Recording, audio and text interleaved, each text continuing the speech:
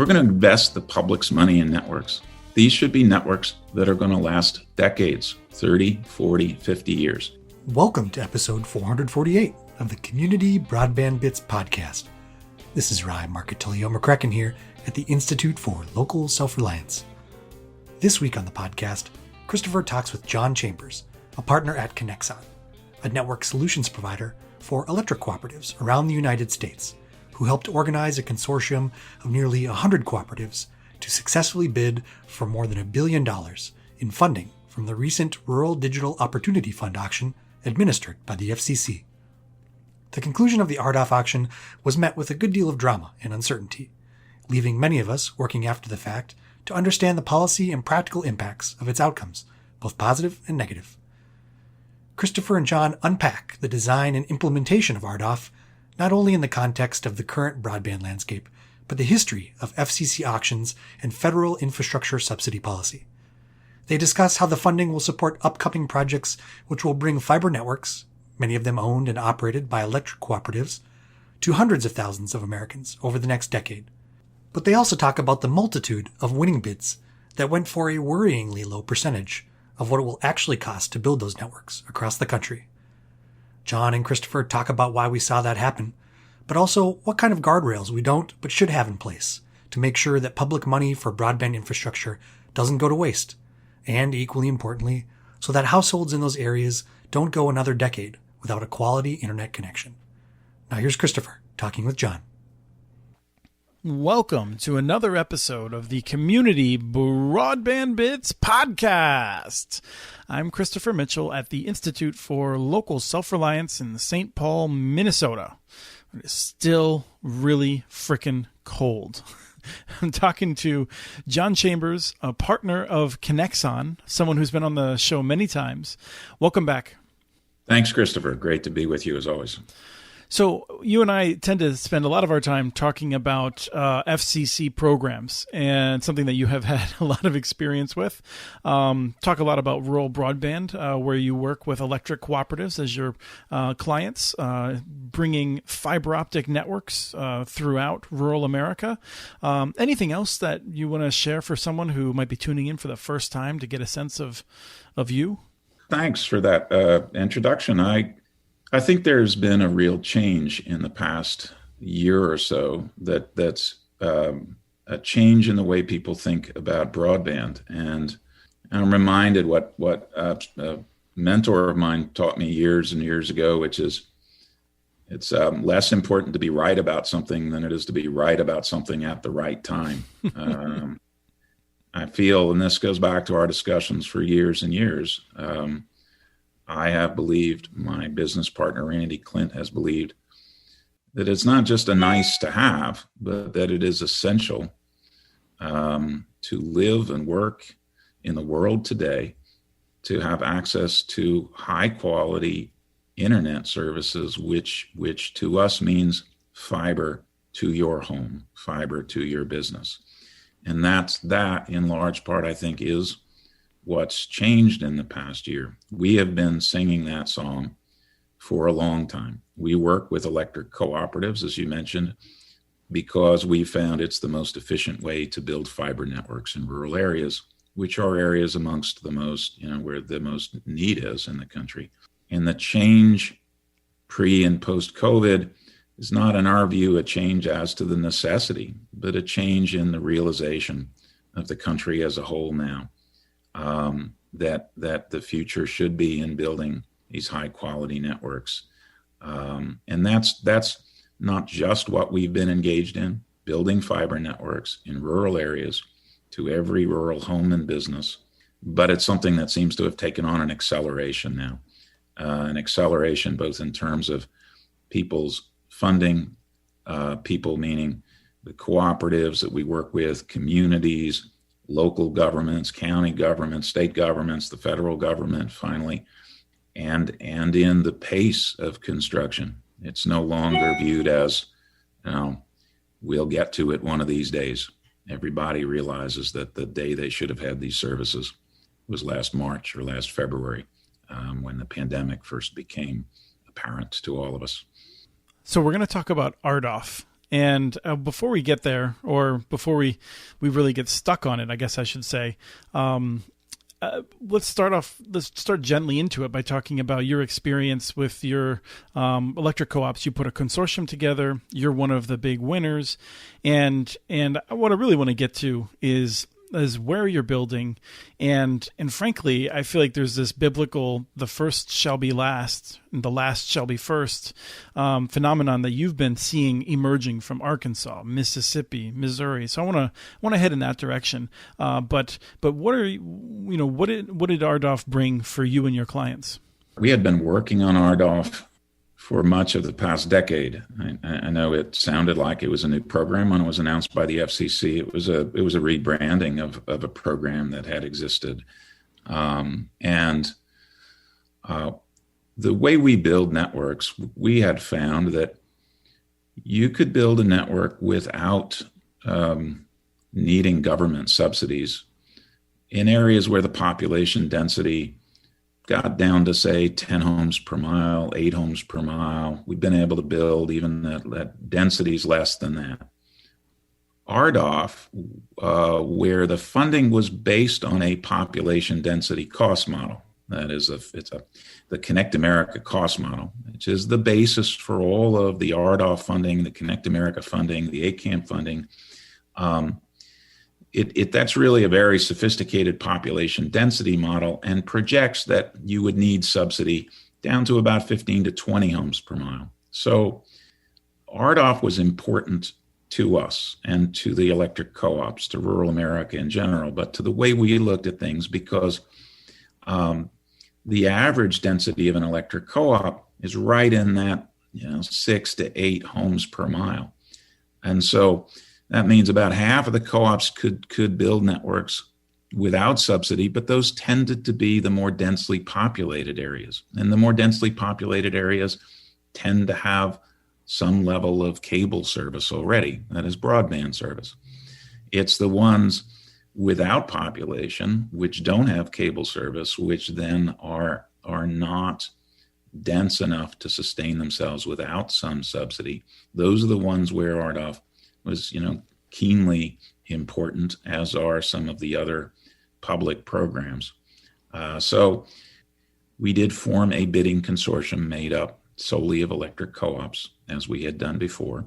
We, Conexon, as the organizer, was also a participant in the auction. That is, we bid in order to get funding to build networks and operate those networks ourselves. So we did a mix of bidding. We bid on behalf of co-ops. We bid where we had agreements with co-ops to bid in their territory, where we would become the operator. And we bid in some areas because we thought that we could make an economic case for building and operating networks.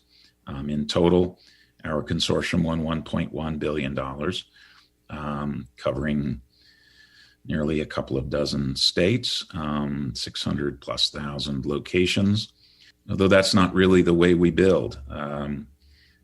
If you compared, just to give you a sense of it, RDOF funds, in our experience, about a third of the locations in a rural area for various reasons, because the area was considered to be served, because the area was not part of RDOF, because the underlying telephone company was not a price cap carrier telephone company, because the area, might have had in parts of the territory some cable service or somebody claiming service, because the cost model might not have calculated an amount of money for various reasons. If you took an electric co-op, let's say, with 30,000 members, 30,000 homes and businesses, we found that RDOF would usually cover about 10,000 of those homes and businesses. And the other 20,000, in the way we do things, we believe need service just as much as the 10,000 in the RDOF area. So when we plan for, design, and construct networks, we do that to 100% of the members of a co-op. So RDOF is important, but just like every single other federal program I'm familiar with, state program, you have to apply for money when you can and then apply for the next one, and then the next one, and the next one, because it takes multiple programs sometimes to put together the sufficient funding to build out a network in a rural area. I'll make one comment about how that worked for us. We had nearly 100 co-ops in our consortium, and we were bidding on behalf of some others. So, over 100 co-op territories where we were bidding. Every one of the co-ops in our consortium who was already in the business, they got funding in RDOF.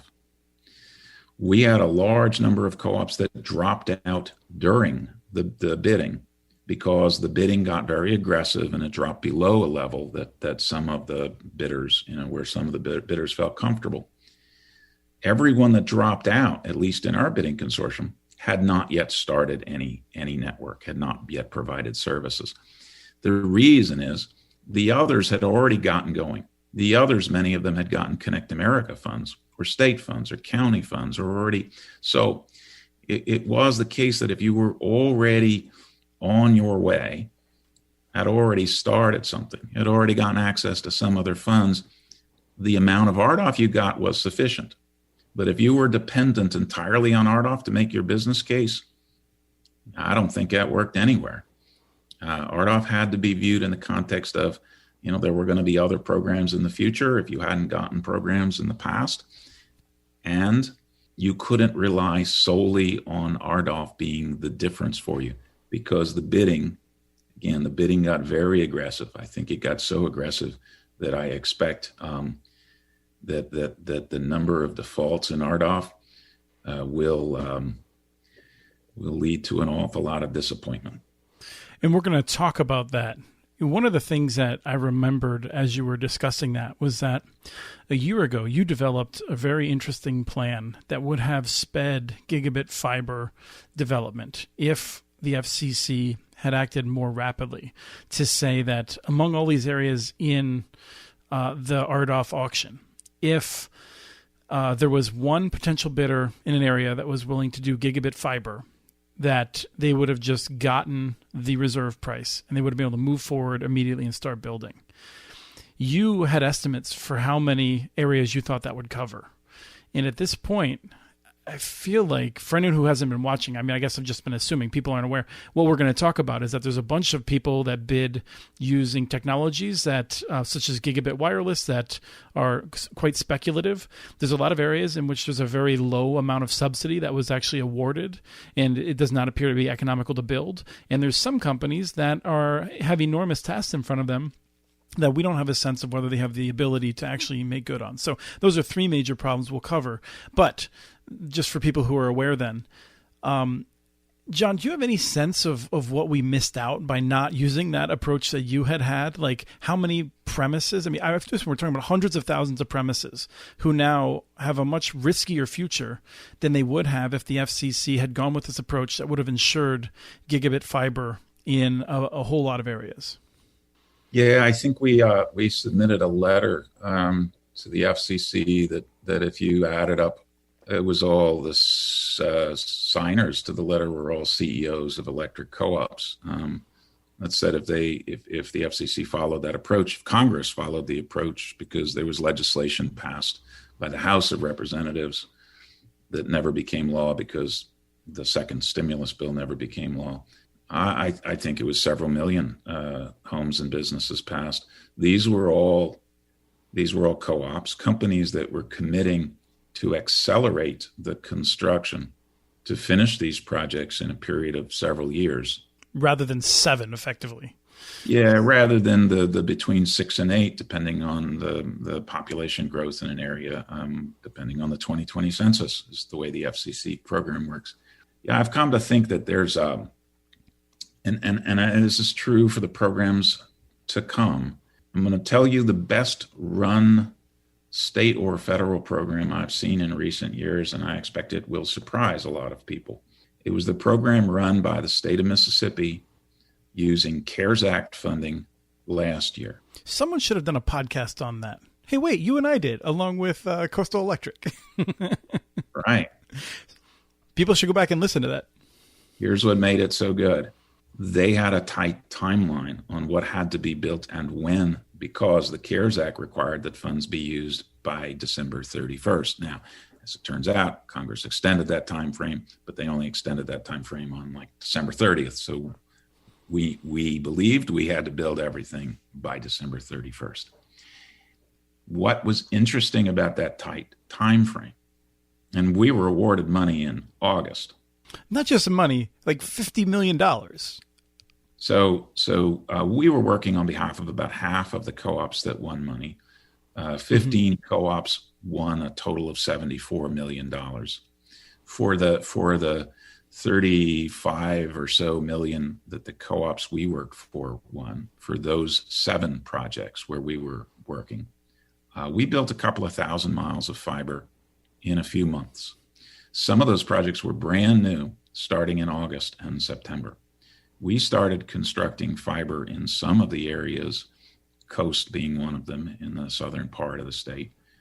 We started constructing in September and turned on service to their members in October. By making a really tight time frame, you couldn't apply for larger areas than you were going to be able to build. By applying, and we applied in July and then notified in August, by applying knowing you'd only have a few months to build, you only applied for that which you knew you could build in a few months. Now, it was really aggressive. At one point last fall, I think we were building around 50 miles of fiber plant a day, because we had to meet the timetables. People got service really quickly. Those projects also became part of, everyone that won that funding also bid in the RDOF. And so those are all ongoing. It wasn't that just we built until December 31st and stopped.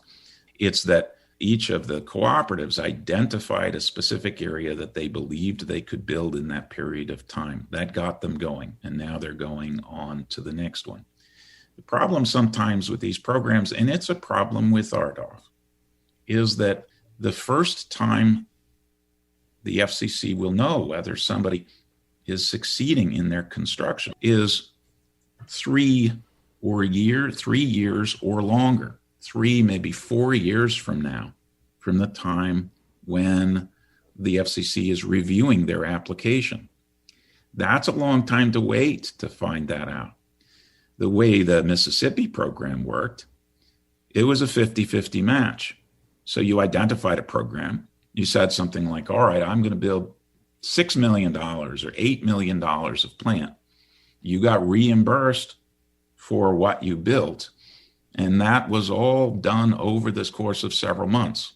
Now, the reconciling of receipts and the audit process will all go on for a few months from now. But by limiting how much money would be spent and how quickly you had to build, it was a lot better control, not by design necessarily, but by the necessity of meeting the CARES Act requirement. That means nobody's wondering 3 years from now, hey, did that money get used properly? Did somebody make gigabit service available in this particular census block to this number of locations in a particular census block that some other FCC commission, awarded? No. I have one piece of advice to folks that are designing funding programs right now, state level, federal level. It's to do it in a series of, don't try to award all the money at once, and don't try to award money for years at a time. Make sure that somebody who's going to get the money is going to build in, say, 6 months. Don't even give them a year. Say, this is just, in other words, say, only apply for the money you can use in the next 6 months. We'll see if you used it, right? We'll see by what you built. Then maybe you get money for the next 6 months. Keep these rolling programs going so people who are using the funding get to use it. Don't try to make the one decision like, oh, I'm going to make a decision about $25 million to award it to somebody like the Reconnect program, and I'm going to see what they build over some period of years. Mm-hmm. Don't do it that way. You subject the program to a lot more complication and a lot more chances for mistake and default and all the rest of it. If people can't build quickly, they shouldn't be getting the money. I know the notion back in the Recovery Act period in 2009 to 2011 was, this much maligned concept of shovel ready. There's nothing wrong with like the idea of a shovel ready project, but a shovel ready project, the sort of, the proof of the pudding is in the tasting. The shovel ready project isn't you show up and you say, I'm ready. The proof is, all right, 3 months from now, what did you build? Right. Let me pull us back because I do want to cover this issue of Mississippi and Arkansas are two of the states that have some of the worst broadband connectivity in the nation. Missouri's not so well off either. Missouri's making improvements. Tell us what you're seeing about, you discussed some of what we've seen in Mississippi, but how bold can we be in terms of what we're going to see from Arkansas and Mississippi in coming years because of the sheer amount of electric co-ops that are aggressively moving forward? I think a fair accounting of Mississippi today is that Mississippi leads the nation in broadband. I don't know what metrics other people are using. I sort of use one metric. How much is being invested in real broadband plant, fiber plant per capita? I think Mississippi is far leads any state. I don't even think there's a close second. Arkansas might be a close second because what the cooperatives are building both in Mississippi and Arkansas, and the majority of co-ops in both states are engaged in these activities. What they're building are fiber networks to every single one of their members. Gigabit service at affordable price, 100 megabit service at affordable price. Networks capable of delivering more than gigabit if they want to today. 2 gigabit, 5 gigabit, 10 gigabit per second. The reason to build networks capable of those kinds of speeds, even if you don't have an application today, is these should be long-term network investments. If we're going to invest the public's money in networks, these should be networks that are going to last decades, 30, 40, 50 years. The investment in the electric co-ops, in the electric networks in the 30s and 40s, well, those have lasted for 80 years. We shouldn't invest in any technology that doesn't have a 30, 40-year life. And that is one of the major criticisms I've had about some of the government funding, a lot of the government funding. They have gone for short-term technologies. Well, yeah, let me just say, Michael Riley was proud of this, right? Former FCC commissioner, he would say, before we want to build everyone, a Corvette, we want to get everyone in kind of a beater Chevy. And the thing that people missed is that he says, we want to build everyone a Chevy. We want to throw it away. We want to start over and build a brand new Corvette for everyone after that, maybe. And that's super wasteful. That's exactly the point. Michael, and I worked with him back a long time ago. He's not at the commission any longer because he made a honest statement. Yes, very much. Let's honor his backbone in a time in which too few people have it. Michael had a point of view, and while I disagree, his point of view was, based in a view that we shouldn't use public funds for the way he put it, Maseratis or for high speed. Shouldn't use public funds for gigabit. He was critical of.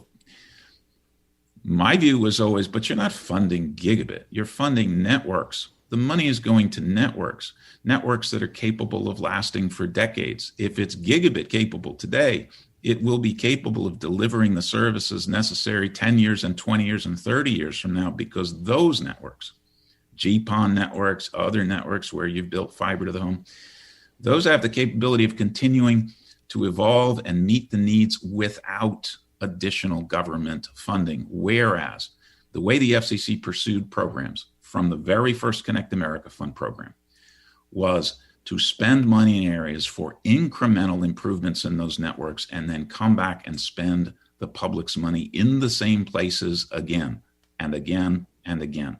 The areas in RDOF, by definition, those were areas that got funded in the Connect America Fund 1, the right of first, the Connect America Fund 1 program, then the Connect America Fund 2 right of first refusal program, then RDOF.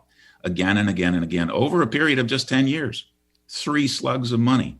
Whereas if the funding had gone for fiber the first time around, you wouldn't have had the need to do it. And that is the mistake of conflating speed with network capability. So before we run out of time, let's talk about Connexon Connect, the super fast version. This is something new for you. You're going to be working with electric cooperatives in which they will generally or always own the fiber optics, and you will be providing the services. Yes. So at the beginning of February, we held an announcement down in Atlanta at the Capitol with the governor of Georgia, with the lieutenant governor of Georgia, with the Speaker of the House, with the Public Service Commission, legislators, and most important, our partners, 2 electric co-ops, 2 of the first that we've been working with. And the partnership looks like this. The co-ops will fund the construction of a fiber network to all of their members. They will own the network. They will lease that fiber to us. We will fund the electronics. We'll light the network. We'll provide services to all of their members, and we will invest in the networks as well. This allows the co-ops to do what they do really well. They've been in the poles and wires business for 80 years. That's really the role they play here. And I'm not diminishing their role. That's the critical piece. Not just poles, but wires, last mile wires, last 100-yard wires, wires to every home, fiber. And the role we play is one that we're accustomed to playing. We build networks. We built over 30,000 miles of fiber networks last year. We have already on the books 50,000 plus miles to be built this year. We'll build the network, and we'll light the network, and we'll operate the network ourselves. This allows the co-ops to play a role that they're comfortable with. It allows us to play a role we're comfortable with. We announced the first 2 in Georgia. Other agreements have been worked out. We just haven't made announcements. We're using the RDOF funds that we just won in part to help subsidize the operations of these networks in the early years. The way really one should think about the RDOF funding, it's not a CapEx program. It funds operations. It should only be, not only, but it should be a sufficient amount of money for you to fund operating losses in the early years until you've built up a large enough subscriber base so that you can stand on your own without any government subsidies.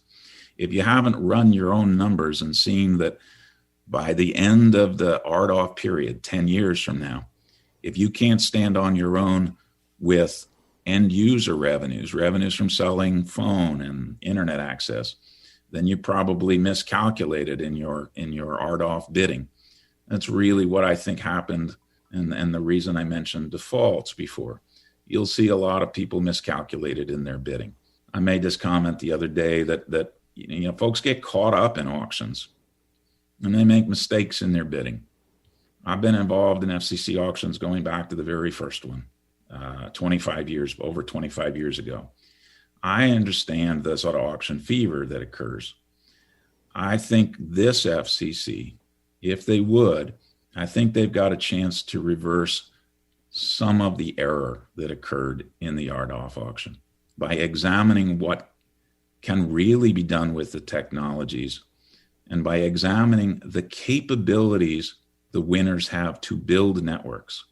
The program is thought of as a service provider program. That is, you're getting subsidies to provide service or make service available, to be technically accurate. It's really a construction program. Your obligation is to build networks. And I think the FCC's examination should be more of what is a winning bidder's capability for building the number of miles of fiber they'll have to build. On the technology side, what is the capability of the technology they're using? Not some future technology. What's the capability today as it has been implemented today? I think if the FCC examines that and then do something that I've been suggesting, which is sort of hold a general amnesty for people who might have made a mistake in their bidding so they can return the geographic areas so the FCC can hold a new auction. I still think auctions are the right way to do some of this.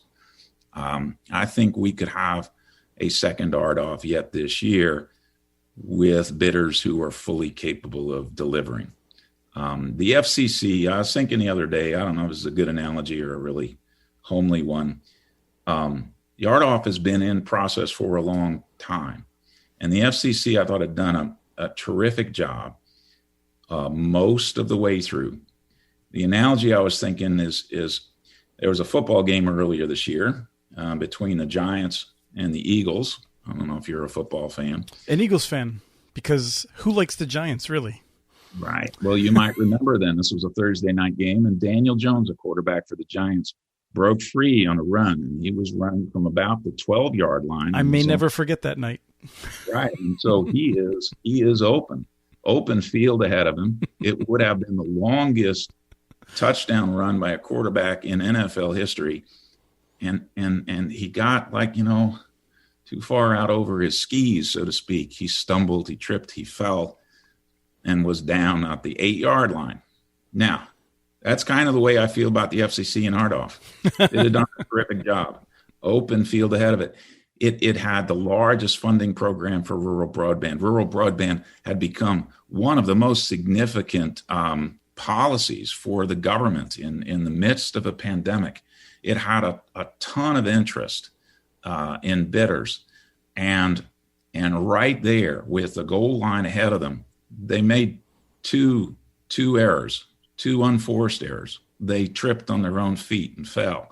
One of them was to grant a technology that is not used today to deliver gigabit service in rural areas, that is fixed wireless technology. And the other was to grant in their applications gigabit bidding for companies to build fiber networks where that wasn't their history, where that wasn't their experience. The FCC sometimes likes to think that they're gonna enforce on the other side of these auctions. That is, they're gonna, if somebody doesn't deliver, they'll catch them on the back end. The back end is too late for a lot of these areas. You can't catch them on the back end. The FCC needs to get this right now. Getting it right for 3 years from now, or trying to correct a mistake 3 years from now, is a really hard thing for a federal agency to do. I hope they do examine companies' capabilities to deliver, and I hope they take a second look at this technology question. Let's talk about that. So Vantage Point Solutions has a new paper about why they're so down on the ability to deliver gigabit wireless to large numbers of people in areas. But I think, talking to you, I'd like to focus on empirical evidence. You ran the Rural Experiments program. You had experience with fixed wireless claims in that being overstated. You watched closely is CAF2 allowed fixed wireless to, I believe, do 100 megabit by 20 megabit. We still haven't seen the final. We still have another year, I think, for some of those builds, but there's reason to believe that they're not going very well. Tell us a little bit of, just fill that out a little bit in terms of what you've actually seen regarding fixed wireless claims in similar programs over recent years. Yeah, somebody was asking me the other day about a new FCC data collection effort, and I said, the FCC has a lot of data they don't use, so we're happy to comply with FCC requirements to submit data. But every now and again, they ought to examine how much of the data they're actually using, or whether they can get other data differently. And what I had in mind specifically was the economists in my group when I was at the FCC, so the Office of Strategic Planning houses a lot of the economists at the FCC. They were always interested in pricing information, of course, in actual speed information. There's commercial information that you can buy that provides that. Ookla, of course. So the FCC has data. They collect billions of data points. They have data on the speeds offered by fixed wireless carriers, and they chose not to use that data in making their determination. That is, they chose to ignore the data that they had, to make a decision that was counter to the data that they had. All they really looked at were the 477 claims, the 1% or something of the population where a provider claims to make fixed wireless service available all in urban areas at gigabit speed. But they didn't look at the subscription data that the FCC had and the other thing that they could use. They subscribed, and maybe they do by now, they weren't when I was there. They subscribed to Ookla's data. They could see for themselves the actual speeds being delivered by the companies in these areas where the FCC wants to know. That the empirical data I would point to is, again, the FCC historically has been reluctant to, because of mistakes that it made in funding speculative technology. It ought not fund speculative technology now. There's too much at stake if the speculation doesn't turn out. Not only is the public fund a loser, but the people who live in those areas are losers. Let me say, tell me if you would disagree with this. The way that the FCC should fund speculative technology should be separate. I think there could be a lot of value. I think that there's an Italian economist, Mariana Mazzucato, I think her name is.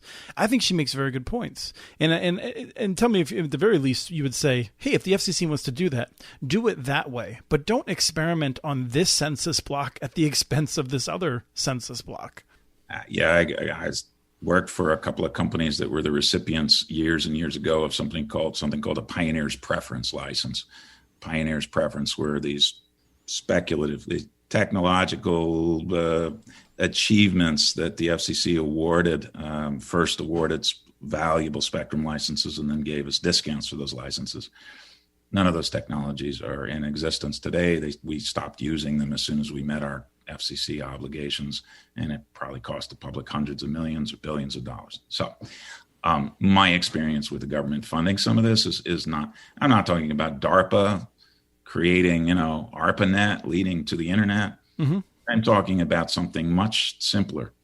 Should you fund something that doesn't exist today to provide service in an area where there is no service today? No. Since we all know that fiber to the home is capable of delivering gigabit service because it already does, that's what you fund. That's all I mean. I don't want to spend too much time on this, and it's possible that you and I disagree, but if the federal government said, you know what, independent of RDOF, we think Starlink could provide interesting competition to many homes across the United States, and we think it is worth dropping $1 billion on them in the hopes that they will provide a more competitive environment in many areas, not being the sole provider, but by actually saying that it will provide some measure of competition.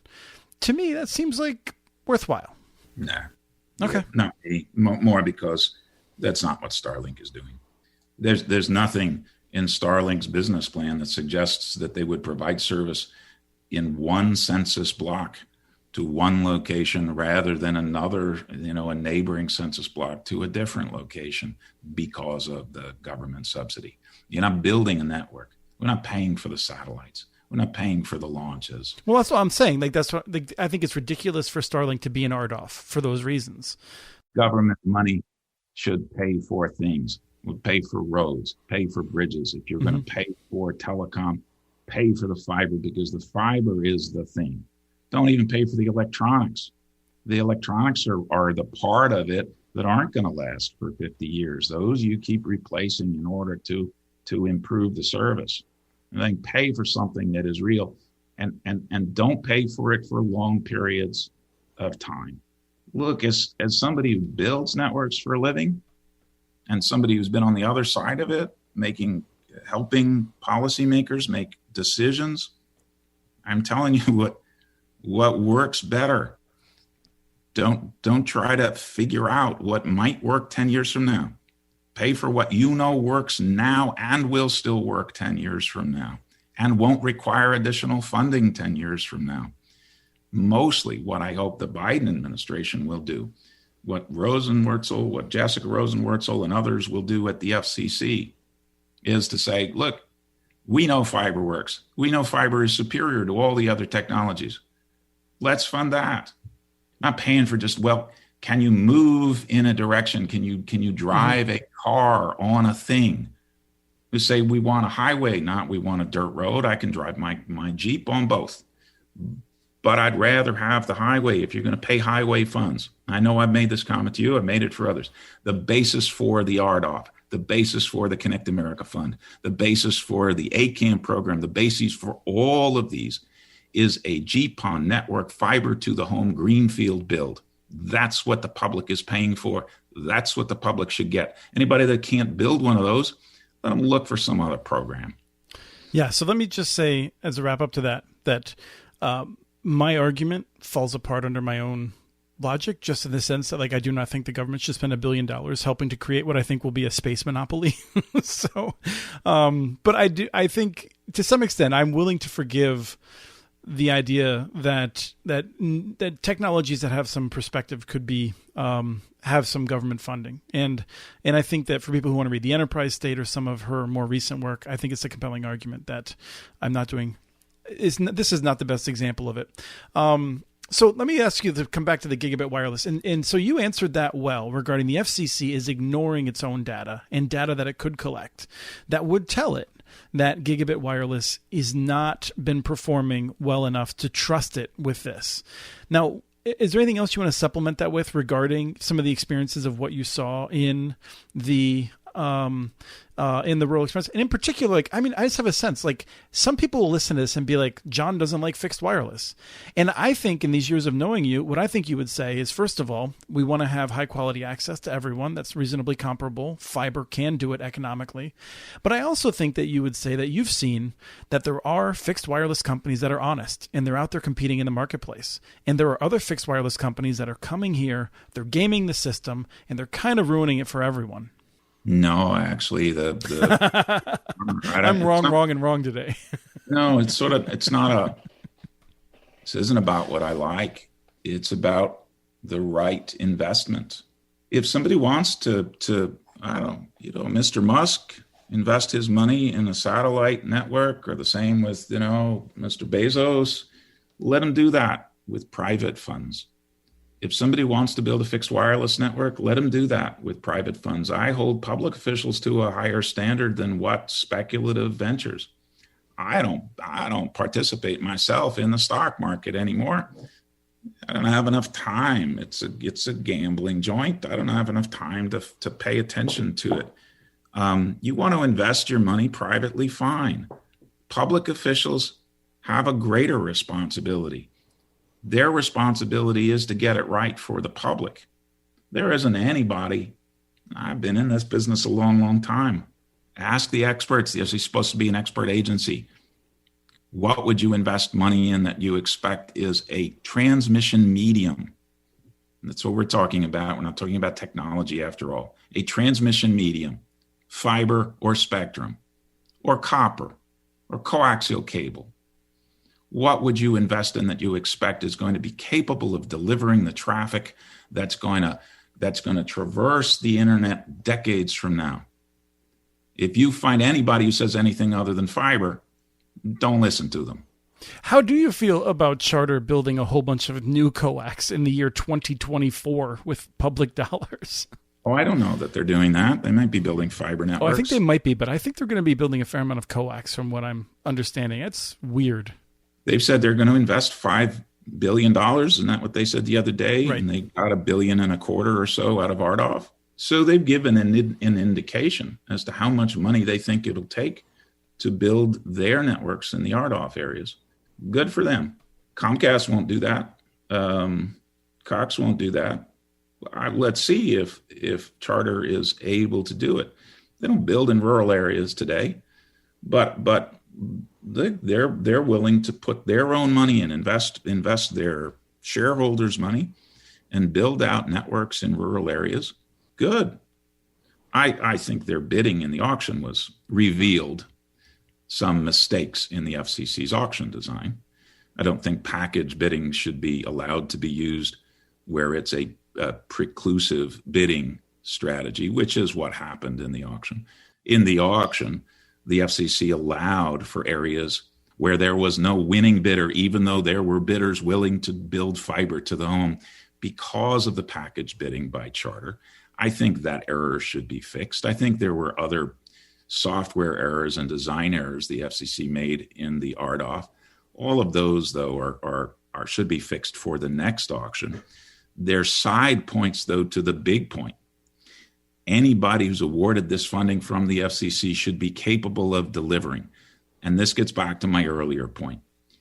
If you're going to take on a commitment where the government doesn't know whether you met that commitment for years from now, put in some near-term guardrails. Don't discover some bad news years from now. The very first step I'd take, my recommendation is, if somebody has to build, first, you should know how many miles of fiber you're going to have to build over the next 4 to 6 years. You better have that right at the outset because you're raising money on it. Charter seems to have an idea. I can tell you how many miles we have to build. You ought to know how many miles you have to build. Let's say you have to build 100,000 miles, which will be the case for some of these winning bidders. If you have to build 100,000 miles, you ought to be asked how many miles of fiber you built last year. If you didn't build 10,000 miles even, or 20,000, if you didn't build 5,000, where's your capability to build that many miles? Because this isn't the kind of thing, people have said to me, oh, they'll go hire somebody to do it. It doesn't work like that. This is hard work. You got to make ready. You've got to get materials. You got to get enough construction labor, and you've got to raise the capital. You're going to have to spend billions of dollars, as Charter said it would.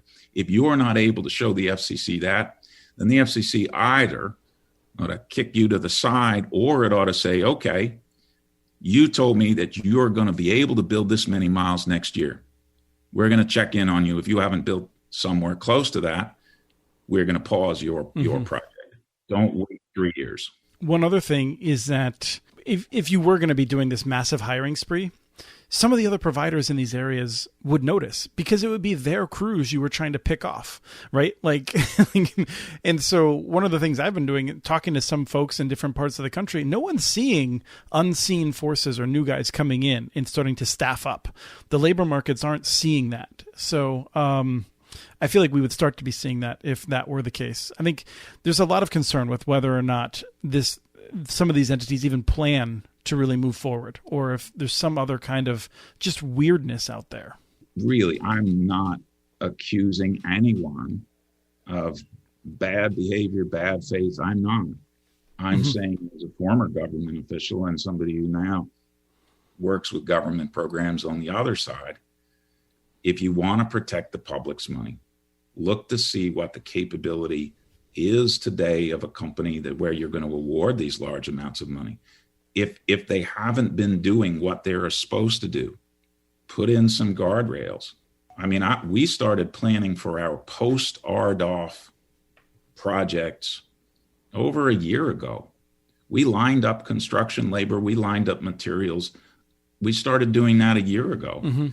If somebody tells you they're just now, contacting whoever, Corning or somebody, about getting some fiber, they're not really in the business. If they don't already have commitments for their fiber, they're probably not already in the business. You ought to question that as a government official. The last question I want to hit you with is this: some of these areas, a fair number of areas, the percentages of the reserve price are so low, it doesn't seem possible to build in that area. Let me put it this way. If we were to see people able to build with the low subsidies in some of these areas, it would suggest to me that we are about to have a remarkable era of competition, because these business models will work almost everywhere without subsidy if they can build at 1% of the reserve price in hard-to-build areas. One of my colleagues did a quick search, and I should pull this up again to your point. The number of 1% bids placed in this auction was astounding. In the CAF auction, we didn't get to the 0% round. In the CAF, it ended at the 10% round, which was low in and of itself. But, we had already won our money well before the 10% round in the last auction. This auction, you got to the 0% round. You had to place a bid of at least 1%. And there were a lot of them. There were companies, again, who aren't even in the business, placing 1% bids. To your point, if you could do it for 1% of the reserve price, you could do it for 0. Why aren't you building that network today? Those are preclusion bids. Those are blocking somebody else from getting the money, maybe because you intend to get there. I view that as part of Charter's strategy, but I don't know. That is, Charter, if they'd already planned to build in a certain area, well, maybe they wanted to block anybody else from getting money and competing with them. So there's a logic to that. But if you're not already, and this is the striking thing in the little bit of research we did, who bid? Who placed more 1% bids? Who won a lot of 1% bids? Those weren't companies like Charter or an electric cooperative that was already planning to build to its members. These were new entrants, and these were in some cases financial speculators. It doesn't make any sense to me. I get the 1% bid as a way to block somebody else. I understand that if you're already intending to build a network. But that's not the behavior that we saw in a lot of the bidding. It's why for those types of bidders who won at 1%, you really should say, well, how are you going to do this? Show me your history of doing this very thing. If you don't have a history of it, this isn't a game for the small. These are large-scale infrastructure projects. You better have a lot of bucket trucks and a lot of personnel. You better have already ordered your fiber and your strand. You better be ready to run. That isn't the bidding behavior I witnessed in this auction. This was a different auction than any of the others that I saw, with maybe the exception of the old C Block auction in 1996 or so, where Next Wave won a whole bunch of spectrum, went into bankruptcy, was able to emerge from bankruptcy with the spectrum and then sell it. This feels more like that. John, thank you so much for your time today and your hard work in serving rural America. All right, man. Good to see you. That was Christopher talking with John Chambers. We have transcripts for this and other podcasts available at muninetworks.org/broadbandbits. Email us at podcast@muninetworks.org with your ideas for the show. Follow Chris on Twitter. His handle is @CommunityNets. Follow muninetworks.org stories on Twitter. The handle is @muninetworks. Subscribe to this and other podcasts from ILSR, including Building Local Power, Local Energy Rules, and the Composting for Community podcast. You can access them anywhere you get your podcasts. You can catch the latest important research from all of our initiatives if you subscribe to our monthly newsletter at ilsr.org. While you're there, please take a moment to donate. Your support in any amount keeps us going. Thank you to Arnie Huseby for the song Warm Duck Shuffle, licensed through Creative Commons. This was episode 448 of the Community Broadband Bits podcast. Thanks for listening.